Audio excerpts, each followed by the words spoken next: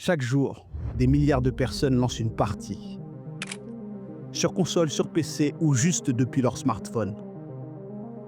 Call of Duty, FIFA, Pokémon Go, Fortnite, Honor of Kings. Ils marquent des buts, explorent, combattent dans des univers virtuels.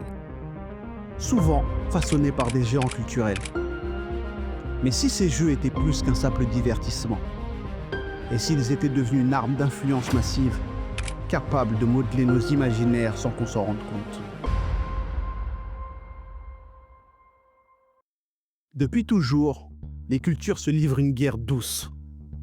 Hollywood, la K-pop, Netflix, chacun tente d'imposer ses récits. Mais aujourd'hui, un média les dépasse tous, le jeu vidéo. En 2025, l'industrie pèse 200 milliards de dollars, plus que le cinéma et la musique réunis. Et surtout, elle ne raconte pas une histoire, elle nous la fait vivre. Chaque mission, chaque victoire, chaque interaction glisse des valeurs, des réflexes, des visions du monde, souvent sans qu'on s'en rende compte. En 1958, dans l'Amérique bouillonnante de l'après-Seconde Guerre mondiale, le physicien américain William Higginbotham veut dynamiser une exposition scientifique à Brookhaven. Sur un oscilloscope, il programme Tennis for Two, un duel de balles qui émerveille les visiteurs. Sans le savoir, il pose la première pierre du jeu vidéo. En 1962, des étudiants américains du MIT créent Space War, transformant des ordinateurs en arènes interstellaires. La graine est plantée, puis tout s'accélère. En 1972, la firme américaine Atari lance Pong, faisant des bornes d'arcade un phénomène mondial. En 1978, le studio japonais Taito révolutionne le genre avec Space Invaders, provoquant une fièvre au Japon. Son succès est tel qu'il aurait causé une pénurie nationale de pièces de 100 yens. Dans les années 80, les géants japonais Nintendo et Sega imposent des icônes mondiales comme Mario, Sonic et Zelda dans les foyers.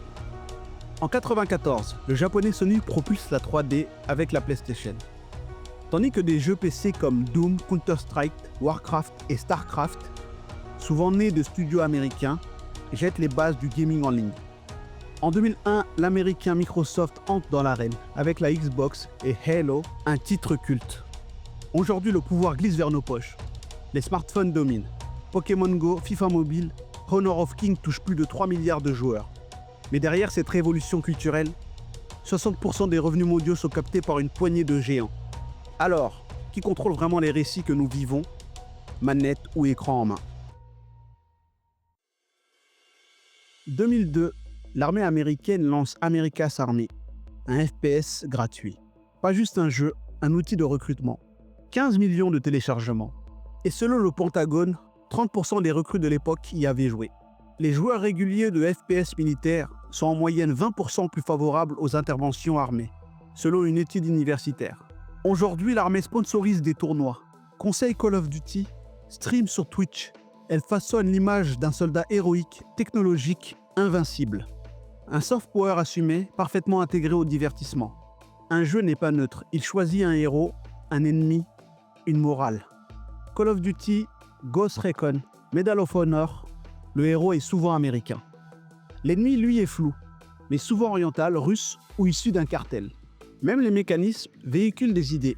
Le loot, consommé sans fin. Le PvP, dominé pour exister. Le héros solitaire, sauver le monde seul. En 2023, 70% des revenus des jeux gratuits venaient des microtransactions. Un modèle économique qui pousse à l'achat impulsif. Mais certains jeux brisent ce moule. The Last of Us parle d'empathie. Disco Elysium explore l'identité de la politique. Papers, Please interroge le pouvoir et la bureaucratie. Le jeu devient alors outil de réflexion et plus seulement d'évasion. Le Japon a imposé un style unique, poétique et culturel. Nintendo, Sony, Sega, Capcom, Square Enix, des noms qui ont bâti des mythes. Mario, Zelda, Final Fantasy, Pokémon.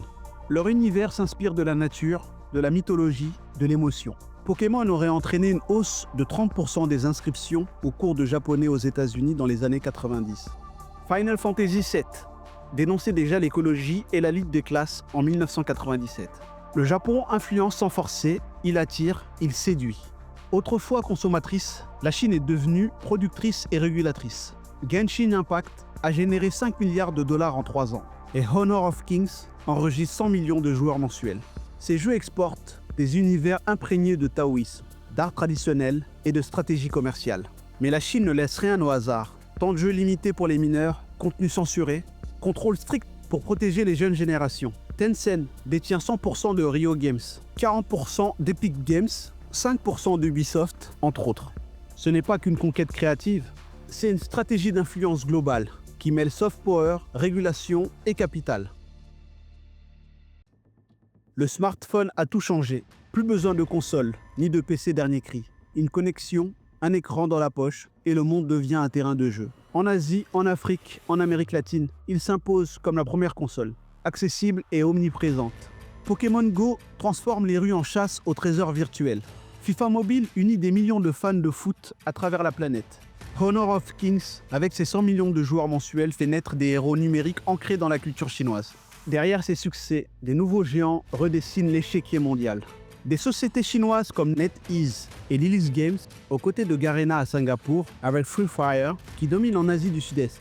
Et PlayerX à Chypre, avec Homescapes, qui séduit par sa simplicité, tisse des univers qui portent leur vision culturelle. Pokémon Go a généré plus de 6 milliards de dollars, tout en dopant le tourisme dans le monde grâce à ses Pokéstops géolocalisés.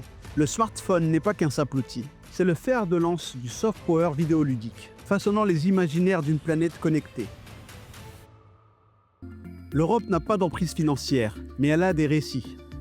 Assassin's Creed France a aidé à reconstruire Notre-Dame grâce à ses archives numériques. The Witcher Pologne attire les touristes, inspire les visites guidées. Des circuits touristiques sont désormais organisés autour de l'univers du jeu en Pologne. Raji Inde valorise la mythologie hindoue. Orion Cameroun explore la cosmogonie africaine. Hollow Knight Australie et Limbo Danemark misent sur la poésie et l'épure.